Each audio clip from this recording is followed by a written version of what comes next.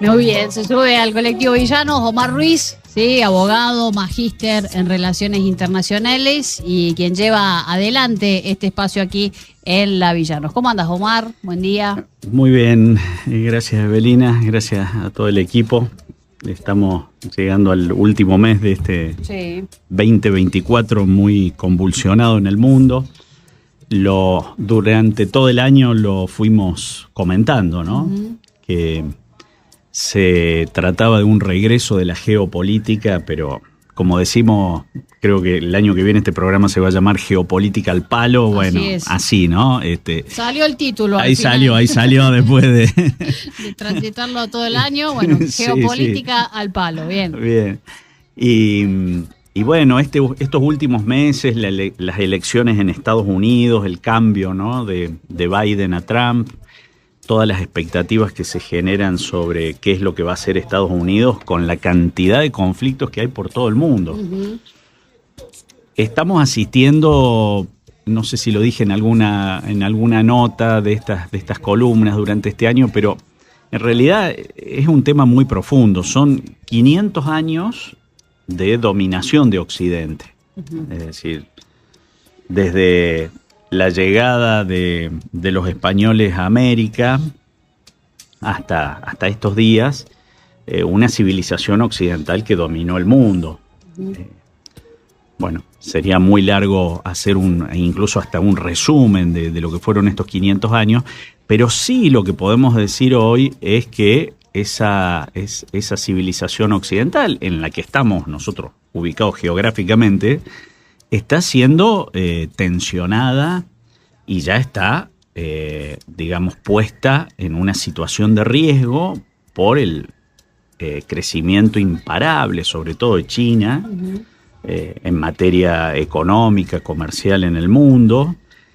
Y bueno, y eso genera una resistencia de las élites globales. Uh-huh. Es decir, hoy el mundo también se divide dentro de Occidente entre quienes siguen adhiriendo al globalismo de las élites, muy asociadas al complejo militar norteamericano y británico, a la burocracia de Bruselas, de una Unión Europea que hace un seguidismo absoluto de la política anglosajona. Uh-huh. Si alguna vez De Gaulle se ilusionó con una Europa independiente, que fuera un fiel entre la Unión Soviética y Estados Unidos, hoy, cuando uno analiza la guerra de Ucrania, que ya vamos a hacer algunos comentarios, cómo está hoy el tema, uno advierte que, bueno, que Europa está a la deriva, sin una estrategia como continente, y está pagando todos los costos de lo que está pasando, ¿no? Y de lo que va a seguir ocurriendo. Vamos a hablar también de Siria, ¿no? Que es lo último, lo más reciente, la huida de Bashar al-Assad, presidente de Siria, y todo lo que se está jugando geopolíticamente ahí, sobre todo el Mediterráneo, ¿no? Es un lugar de mucha convulsión geopolítica. Así que bueno, hay una gran resistencia y eso va a generar, este mundo hacia el que nos encaminamos, que es el mundo multipolar, tiene muchas ventajas porque las naciones tienen más posibilidades de defender sus intereses nacionales, pero al mismo tiempo es más conflictivo, ¿no? Uh-huh. Cuando hay una sola potencia que gobierna todo y nadie se le anima, bueno, las cosas, que es lo que transcurrió prácticamente de la desintegración de la Unión Soviética hasta las Torres Gemelas y la crisis de la prime time de 2008 en Estados Unidos. Así que bueno, estamos viviendo eso, ¿no? Un mundo muy convulsionado. Ahora en Europa se viene el frío y con eso también, ya entrando en el conflicto de Ucrania. Bueno, en este último semestre Rusia avanzó militarmente de manera importante y con el cambio del gobierno en Estados Unidos, en Europa se está evaluando, ya por el desgaste que tiene Ucrania, es decir, ya hay desertores del ejército ucraniano, porque evidentemente, aún con el apoyo de la OTAN, con todas las armas que el Occidente le fue entregando a Ucrania, bueno, es muy difícil enfrentar al ejército ruso. Estados Unidos y el Reino Unido le dieron misiles de mediano alcance a Ucrania, que fueron lanzados a algunas instalaciones militares rusas, ya 300 kilómetros adentro ya de las fronteras rusas, y Rusia respondió con un misil que tiene velocidad para llevar una cabeza nuclear, pero con una cabeza convencional, ¿no? Porque si no hubiera significado ya desatar un conflicto nuclear. Rusia lo viene evitando, o sea... Igual generó alarma, ¿no? Claro, porque las primeras noticias no se sabía bien, ya había servicios de inteligencia occidente que habían advertido. El misil se llama Aryashkin y tiene creo que una velocidad de 10.000 kilómetros por hora, o sea, en pocos minutos te alcanza cualquier ciudad, no solo ucraniana, sino europea. Entonces, bueno, ahí hay también una sociedad europea que está girando hacia el nacionalismo en algunas elecciones, hacia posturas que son más críticas del apoyo de Europa a la guerra de Ucrania, sobre todo porque, lo dije acá en el programa en algún momento, todas las primeras migraciones de casi 10 millones de ucranianos, mujeres, niños y personas mayores fueron a Europa. Eso significa, así como Europa tiene el tema de las migraciones, sobre todo de África, le sumás esto de Ucrania. Entonces hay una sociedad que está cuestionando, entonces ya Europa dice, bueno, nos sentemos a negociar. Bueno, y están esperando que Trump siga un poco esa línea, es decir, congelar la línea del frente, donde Rusia avanzó y anexó ya a la Federación de Rusia las 4 regiones que son prorrusas. Ahí son étnicamente rusos, hablan ruso, profesan la religión ortodoxa. Antes de que se genere este conflicto, con la intervención militar rusa, el presidente Zelensky, aún habiendo hecho una campaña y diciendo que iba a ser una prenda de unidad para todos los ucranianos, por ejemplo, en esas elecciones no se le permitió votar a 8 millones de rusoparlantes de esas zonas de Ucrania, y después se avanzó prohibiendo el uso del ruso en las escuelas, se prohibió y se alentó una separación de la iglesia ortodoxa, ¿no? Una parte ucraniana y lo que era, porque la iglesia ortodoxa ucraniana se reportaba con Moscú, donde están las autoridades de la iglesia ortodoxa. Así que, con el patriarca. Así que bueno, todo eso, hoy Europa dice, bueno, que se congelen las fronteras y que vaya una fuerza de paz, entre comillas, sobre todo hablan de polacos y franceses, que se establezcan en Ucrania para garantizar, digamos, que la guerra no continúe, digamos. Ya sería hasta ahora la OTAN no mandó ejércitos regulares, sí mandó armas, pero no ejércitos regulares, pero sería algo así lo que se está discutiendo. El tema es que Rusia está ganando la guerra en el plano militar, y la razón por la que intervino militarmente en Ucrania, además de defender a estas poblaciones rusas desde el punto de vista étnico, es la neutralidad total de Ucrania. O sea, no es, una partecita quedó con Rusia y el resto de Ucrania se incorpora a la OTAN o van fuerzas de la OTAN. Por lo que he leído, he seguido en las últimas semanas, la decisión de Rusia es no aceptar eso. O sea, la postura es neutralidad. O sea, en su momento, cuando se hizo el famoso Euromaidán, había un presidente prorruso en el 2014 que era Yanukovych. Occidente envió muchísimo dinero en ayuda a la democracia, entre comillas, y promovieron una de las tantas revoluciones de colores que se hicieron en África y también ahí en Ucrania, y que ahora están agitando en Georgia, en Rumania, para que se desconozcan los resultados. Ganó las elecciones un candidato prorruso en Rumania. Bueno, han desconocido el resultado, ahora se piden nuevas elecciones. En Georgia ganó también un candidato prorruso y hay movilizaciones que seguramente habrá gente que genuinamente protesta, pero también eso está alimentado por servicios de inteligencia, por esto que llaman ayuda a la democracia. Y te decía, en ese momento, ¿cuál era el tema? Era alentar que Ucrania entrara a la Unión Europea, ¿no? Una integración económica. Eso fue hace 10 años. En este momento, lo que se pretendió, y por eso la respuesta militar rusa, fue el ingreso a la OTAN. Entonces Rusia dice, no, neutralidad de Ucrania, desmilitarización y desnazificación, ¿no? Bueno, ahí los rusos, sobre todo hay sectores del ejército ucraniano, hay un batallón que se llama Azov, que son nazis, digamos, hay que decirlo, usan insignias nazis, digamos. Cuando uno va a la Segunda Guerra Mundial, así como pasó en Croacia, en Ucrania también hubo sectores que ayudaron a los nazis, ¿no? Entonces ha quedado, sobre todo el oeste ucraniano, que ahí también se abre otro conflicto, porque ¿qué pasa? Se congela esta línea de frente, supongamos, y ahí aparecen reivindicaciones polacas sobre territorios ucranianos, que son viejos conflictos, ¿no es cierto? Sí. También Rumania. Entonces, bueno, la situación está muy tensa. Algunos dicen que Trump se va a correr, porque para Trump el principal problema es China, y ya lo ha dicho, y en su primer mandato enfrentó a China comercialmente, y ahora quiere volver con eso, y de alguna manera Ucrania para el electorado norteamericano es muy lejano, ¿no? Sí. La mayoría de los norteamericanos que votan, los votantes de Trump, que son de un perfil más, no solo conservador, sino más nacionalista, que le reclaman lo que Trump de alguna manera dice. Por eso, cuando hablan de que son parecidos con Milei, lo hablamos en un programa, no, o sea, Trump es nacionalista, claro. Después uno puede discutir el tipo de nacionalismo, en cambio Milei es un anarco capitalista globalista, ¿no? Es decir, él liberaría todo en el mundo. Sí, no protege nada. Cuando vos la ves a Meloni en Italia, lo ves a Trump, etcétera, los otros casos, a Víctor Orbán en Hungría, que también tiene afinidad con Rusia, bueno, son otros casos. Entonces, bueno, un poco la guerra de Ucrania está en ese punto, ¿no? Está en ese punto.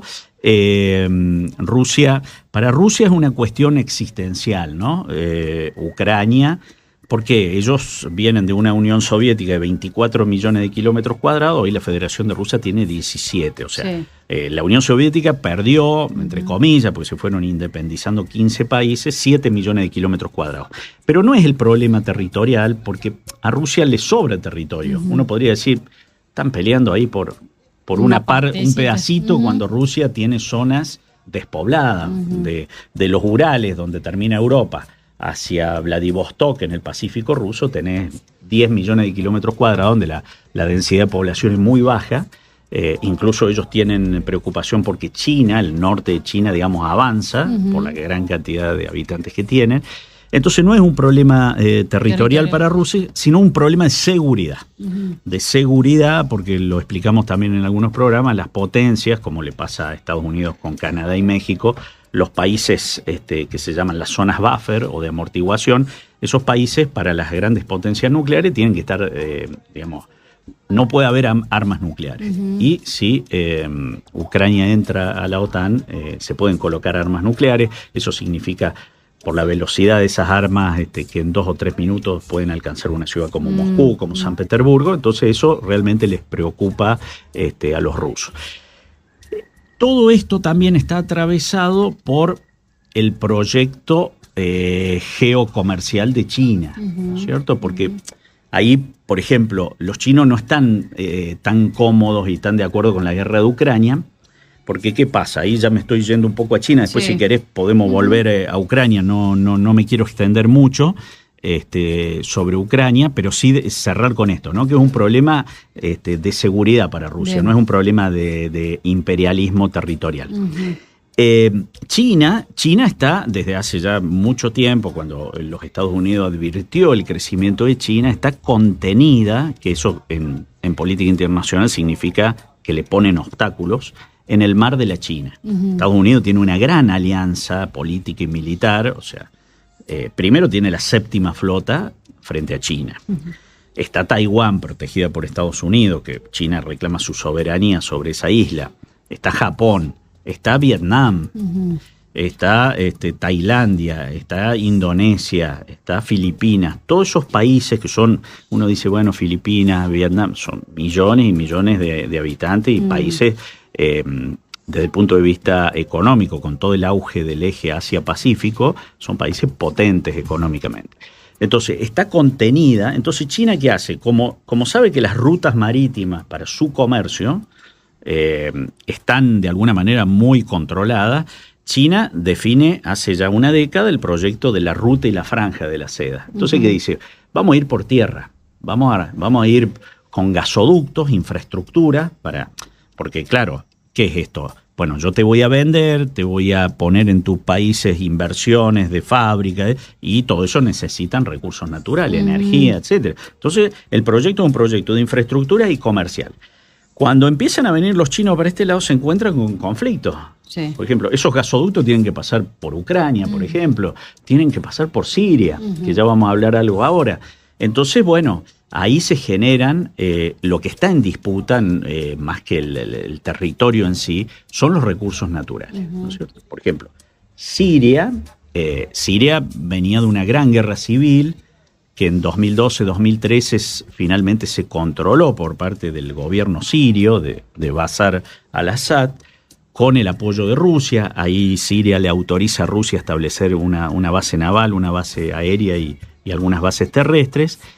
Y si bien persistía un conflicto al norte de Siria con los kurdos son enemigos de los turcos, ¿no es cierto? Sí. O sea, Turquía combatió incluso con incursiones en Siria, pero a su vez los kurdos estaban apoyados por Estados Unidos, ¿cierto? Sí. Y Estados Unidos a su vez apoyó a los grupos que hoy llegaron al poder, que son grupos terroristas. O sea, es muy curioso, Estados Unidos habla del terrorismo en el mundo y financia grupos terroristas. O sea, ISIS, Al-Qaeda. Este nuevo grupo tiene un nombre muy raro, pero se lo simplifica en una sigla que es HTS, que es, digamos, las iniciales del nombre de este grupo. Bueno, es un desprendimiento de ISIS, ¿no? Entonces, era un panorama muy, muy complejo. Y decir que en Siria hay petróleo, ¿no? Hay gas, hay recursos naturales. Entonces ahora, se está discutiendo un poco si el presidente al-Assad, que se refugió en Moscú, dejó el poder o no hubo un entendimiento, porque ahí también tenía el apoyo de Irán. Entonces porque en cuestión de 2 o 3 días, este grupo rebelde fue tomando así rápidamente las principales ciudades de Siria y llegó a Damasco, y se quedó con el poder, ¿no? Entonces, aparentemente ha habido una deserción de parte del ejército sirio, que se discute si fue consentido o no por al-Assad, en fin. La situación hoy es...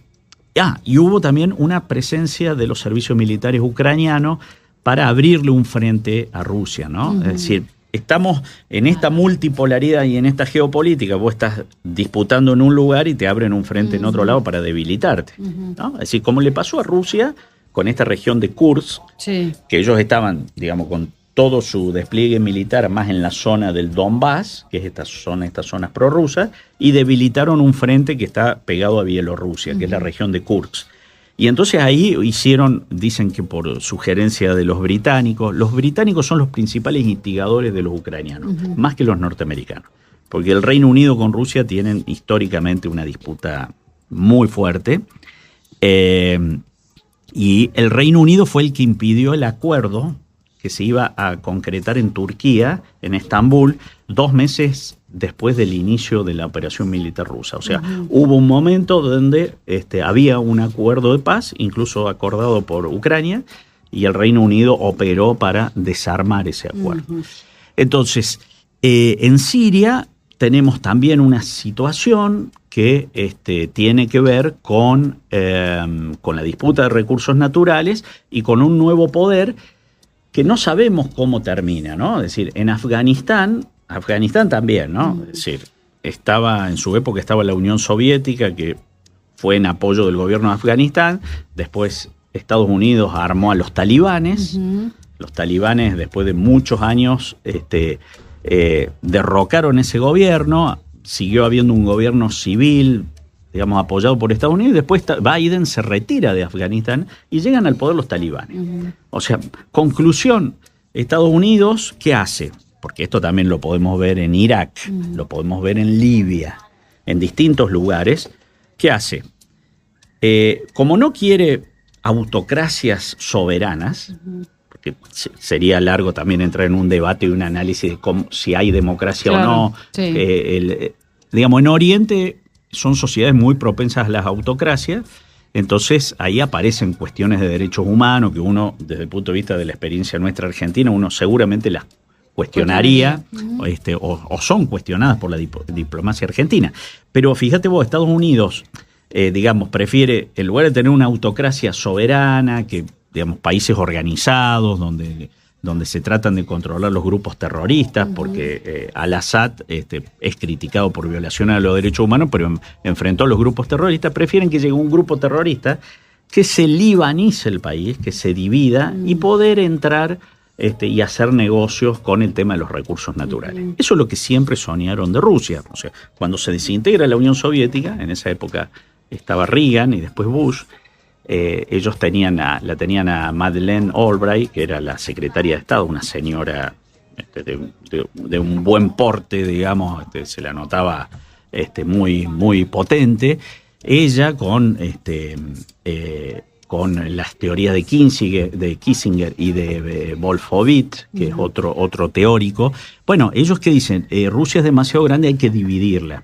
Y en definitiva el debilitamiento que buscan de la Federación Rusa es que caiga Putin y que nuevamente Rusia entre en una implosión política, una desintegración, ¿no es cierto? Porque bueno, es el viejo lema de los ingleses, divide y reinarás. Bueno, con Rusia no lo pueden hacer porque es una potencia nuclear, de todas maneras hay una guerra, pero con estos países vienen haciendo esto, ¿no? O sea, Siria ya pasa a ser un estado fallido. Dentro del derecho internacional público, los estados que no son viables, cuando vos no tenés una organización mínima, una burocracia en el buen sentido, una administración pública, fuerzas armadas, una economía que funcione, pasan al estado, digamos, de estados fallidos, que son, digamos, inviables. Eso pasa, por ejemplo, en Somalia, vos tenés en Sudán, en distintos lugares de África, donde también se instigaron muchas guerras civiles.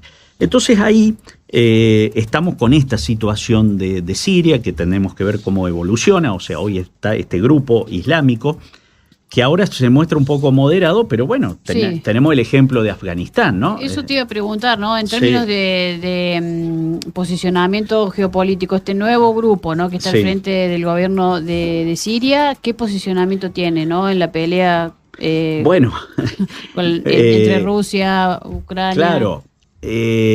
Ahora es difícil, ellos han llegado con el apoyo de Turquía, que ya vamos a comentar algo de Turquía. Israel, que está en guerra en Palestina, aprovechó para ya tomar los altos del Golán, que por resoluciones de Naciones Unidas le pertenecen a Siria.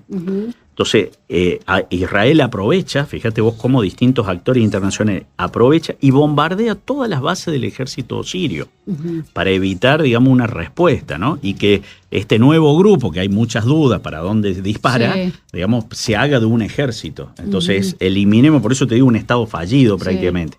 Y después el peligro de lo que pasó en Afganistán, sobre todo la violencia contra las mujeres, ¿no es cierto? Además de lo que dice la religión, el islamismo respecto de las mujeres, hay extremos, ¿no? Es decir, no se les permite estudiar, trabajar, tienen que estar todo el día en su casa. Digo, son los desvíos ya muy autoritarios de una religión que es respetada, pero dentro de ciertas costumbres religiosas, ¿no? Esto tendría que haber un experto en religiones para explicarlo mejor. Entonces, bueno, tenemos estos interrogantes. Y después tenés un actor como Turquía, que tiene un doble juego entre Oriente y Occidente. El presidente Erdogan tiene la aspiración de restaurar de alguna manera el Imperio Otomano. Y ellos han jugado fuerte. Se especula en estos días sobre una eventual invasión del norte de Siria, donde están los kurdos. Ya los turcos, bueno, fueron denunciados hace 100 años por el genocidio armenio. Estuvieron el año pasado apoyando a Azerbaiyán. Azerbaiyán es una ex república socialista soviética, es donde estuvo hace poquito Messi, que lo invitó, creo que un presidente de un club, bueno, terminó haciéndole un homenaje al ex líder soviético, a Akayev. Ahí en Azerbaiyán. Ellos son musulmanes. Entonces, ¿qué hizo Turquía? hay una zona entre Azerbaiyán y Armenia que se llama Nagorno-Karabaj, que pertenecía a Armenia. Bueno, pero estaba dentro del país Azerbaiyán. Entonces ahí hubo una guerra en los años 90 que inicialmente la gana Armenia y el año pasado, 2023-2024, se recrudece este conflicto y Azerbaiyán tiene los drones turcos, que son muy buenos, que los usa, fíjate vos, se los da a Ucrania, por un lado, por otro lado se sienta con Putin a negociar, o sea, Erdogan juega para todos lados. Sí. Y Azerbaiyán derrota a Armenia con los drones turcos, en una operación así, comando, digamos, aérea, por decirlo así. Entonces ahí tenés un actor muy importante que es Turquía, que tiene hipótesis de conflicto con Grecia porque hay una zona del mar Egeo donde hay hidrocarburos. Está teniendo una intervención en Sudán. Ahí Sudán se dividió en dos países. Así que es un actor también muy, muy importante que está en la OTAN por un lado, pero por otro lo miran con recelo. Y después, ya para ir cerrando un poco este panorama, digamos, en el hemisferio norte de este tema geopolítico, está Serbia, que se escucha muy poco. Serbia es la heredera de Yugoslavia, ¿no? Cuando la OTAN ataca a Yugoslavia y desde Occidente se promueve, ahí también hay que investigar un poco y escuchar. Este señor Biden, el que está terminando su mandato, fue uno de los principales instigadores de los bombardeos de la OTAN en Yugoslavia. Pero ¿por qué bombardeo? Porque más allá de los factores étnicos y de disputa, porque mientras vivía Tito, el presidente yugoslavo, las 6 repúblicas yugoslavas funcionaban en armonía, digamos. Se muere Tito y empiezan diferencias, pero también muy alentadas desde Occidente, ¿no? Alemania, que tiene siempre una influencia importante en Eslovenia, y desde Estados Unidos se instiga, ¿no? Se promueve esto a partir de denuncias de genocidio, empieza la guerra civil yugoslava. ¿Y qué pasa? Después de todo ese tiempo, el mensaje fue también, estaba desintegrada la Unión Soviética, el mensaje era Yugoslavia, que siempre jugó un papel con los países del tercer mundo, es fundadora del movimiento de países no alineados, con la India y con Egipto, promovían un modelo distinto del soviético. O sea, era conocida en ese momento las diferencias que había entre Tito y Stalin, porque el modelo yugoslavo es un modelo de autogestión, es decir, la propiedad de los medios de producción en la Unión Soviética la tenía el Estado. Y en Yugoslavia la tenían los trabajadores. Era lo que en la constitución yugoslava de esa época, la propiedad de los medios de producción era autogestionaria, tipo cooperativas. Claro. O sea, los trabajadores eran la conducción, como digamos pasa en muchas cooperativas, de esas empresas. Entonces era también un mensaje de, esto tampoco. Además Tito se movía, jugaba con Europa, digamos, tenía también sus movimientos geopolíticos, y fue uno de los impulsores del movimiento no alineados. Bueno, nuestro país estuvo en la época de los gobiernos peronistas en movimientos no alineados, incluso hasta la dictadura, ¿no? Que recordemos que cuando fue la guerra de Malvinas, el canciller, nuestro canciller fue a pedirle ayuda a los no alineados, ¿no? Cuando se hacía anticomunismo, pero se iba ahí. Bueno, entonces, ¿qué pasa? Hoy Serbia no está en la OTAN. Sí. Serbia, de los 6 países que se fueron independizando, Macedonia, Montenegro, Bosnia-Herzegovina, Eslovenia, Croacia, quedó Serbia. Y Serbia no ingresa a la Unión Europea, tiene una buena relación con Rusia y está siendo un lugar de inversiones chinas.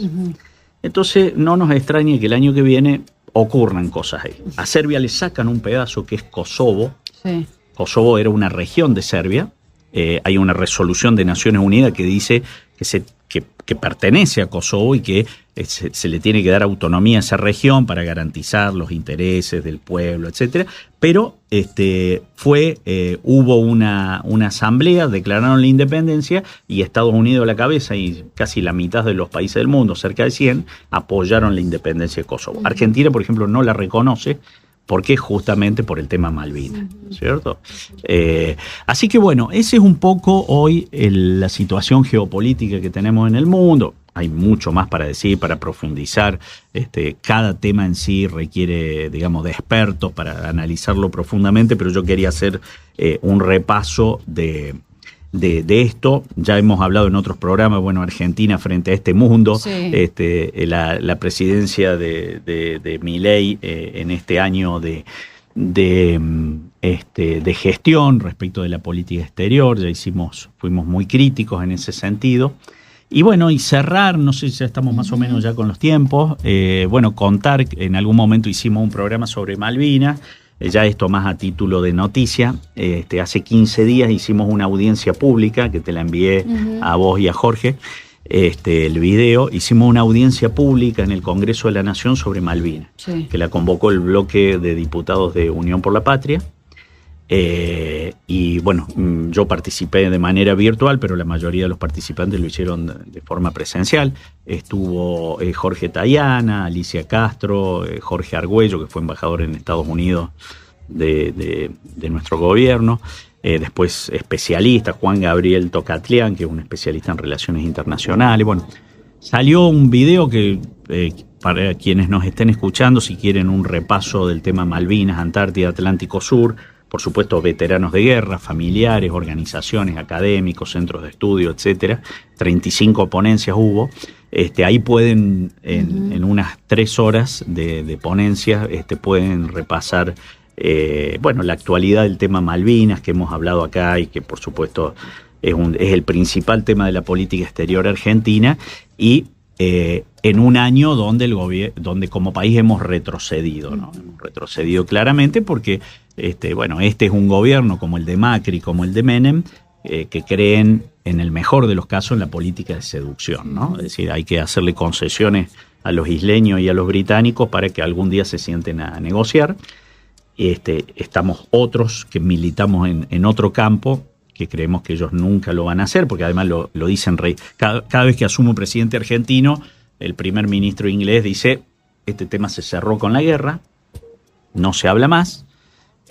Cuando te dicen eso, ¿de qué seducción me hablas? Claro, ¿no? O sea, sí. ¿A dónde conduce? En realidad las seducciones son los negocios, ¿no? Es decir, desde Argentina este año se facilita que los isleños, que nos ocupan 2 millones de kilómetros cuadrados de nuestra plataforma continental, 2 millones, ¿no? O sea, es Buenos Aires, Córdoba, Santa Fe y Entre Ríos, más o menos, para que tengamos una dimensión de lo que ocupan.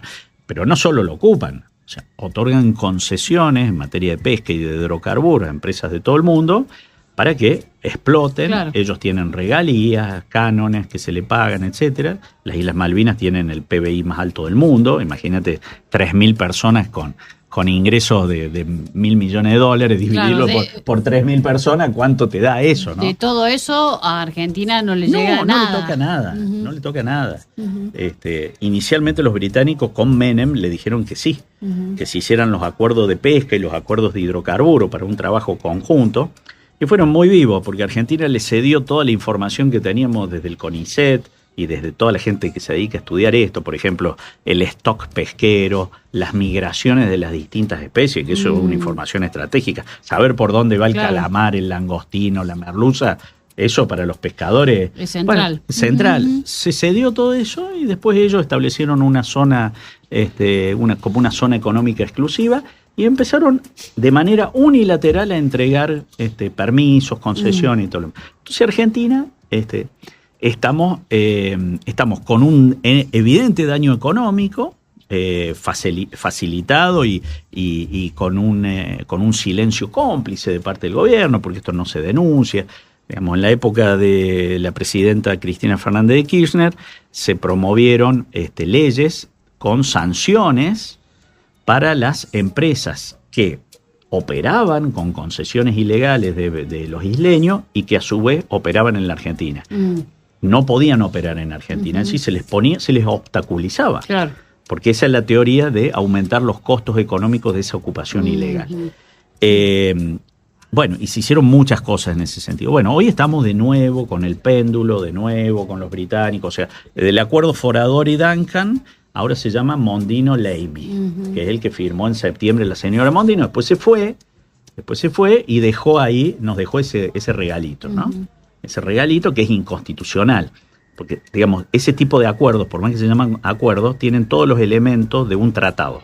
Desde el punto de vista del derecho internacional público tenés todos los requisitos de lo que configura un tratado. Cuando vos mirás el acuerdo, ese como el otro, el Forador y Duncan, son tratados. Si son tratados tienen que ir al Congreso.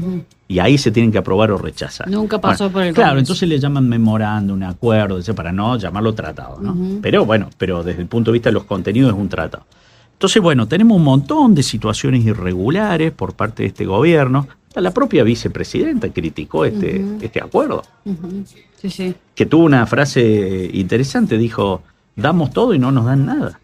O sea, Argentina vuelve a ceder permiso, que circulen los barcos de investigación antártica por nuestras aguas. Digamos, y además un montón de cosas que les hemos contado durante el año acá y que hacen que el principal tema de la política exterior argentina esté en manos de gente ignorante en el mejor de los casos o malintencionada que está facilitando negocios, pero fundamentalmente no están defendiendo la soberanía, y con esto cierro, no cumplen la cláusula transitoria primera de la Constitución argentina, que dice que la recuperación de las Islas Malvinas, Georgia, Sandwich del Sur y los espacios marítimos correspondientes es una obligación permanente del pueblo argentino, no del gobierno solamente, del pueblo argentino. Bueno, la cláusula constitucional es clara, nos señala un camino que es el de la soberanía. Esto está por fuera, digamos, se podrá decir, no, pero ellos dicen, no, lo que pasa es que nos tenemos que llevar bien con Inglaterra por las inversiones inglesas acá. Las inversiones inglesas acá, cuando viene una inversión, en el contrato habría que ponerles una cláusula que diga que ellos como empresarios se comprometen a reclamarle al Reino Unido que se abra un espacio de diálogo por la cuestión de soberanía. En realidad hay que, si vienen acá a hacer negocio, obtener algo. No, vienen acá, ahora las mineras, ¿no? Ahora salió hace poquito una noticia que creo que la Barrick Gold se benefició de unos exenciones de impuestos. A los jubilados le piden un protocolo más o menos como para viajar al espacio, para poder obtener un medicamento. Y a las grandes empresas con el RIGI, amplias facilidades, no se le pide nada, se le dan beneficios impositivos. Esos son miles de millones de pesos y de dólares. Pero la gente votó este gobierno, ¿no? Esto también merece una reflexión. Y como dije siempre acá, también el gobierno que estaba, también hay que hacer una autocrítica, ¿no? De por qué llegamos a esta situación. Sí, sí. Bueno, con un pincelazo así cortito de Argentina, cerrar esta columna, agradecerles, porque esto lo conversamos hace ya casi un año. Siempre me he sentido muy cómodo y con muchas coincidencias con ustedes, y espero haber aportado algo y vamos a seguir haciéndolo el año que viene. Sin duda, eso, sobre todo eso que decís ahí al final, renovamos ahí la invitación para el 2025, es central poder tener la perspectiva global, ¿no? De los conflictos que hay en el mundo, de cómo se posiciona también nuestro gobierno. Creo que eso no hay que perderlo de vista. Insistir allí con esta causa nacional que es Malvinas, ¿no? Desde en clave geopolítica, en clave histórica, en clave de derechos humanos, pero fundamentalmente también en clave geopolítica, traerla al presente, ¿no? ¿Qué significa en términos económicos la soberanía argentina en Malvinas? Van a ser temas que los vamos a seguir insistiendo. Es central, ¿sí? Que la gente que nos escucha, poder tener dimensión, ¿no? De lo que perdemos cuando se entrega soberanía con un gobierno, ¿no? Que lo ha dicho, y eso es lo que nos sigue interpelando, ¿no? ¿Qué es lo que votó la población argentina? El año que viene tenemos elecciones, también va a ser el momento de, si lo votaste convencido y hoy estás viendo qué decisiones viene tomando, el modo es revisarlo también en las urnas.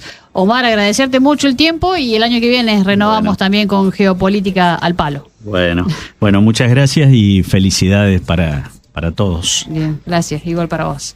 Hacemos pausa, ¿sí? La última, y ya venimos con el cierre de este colectivo.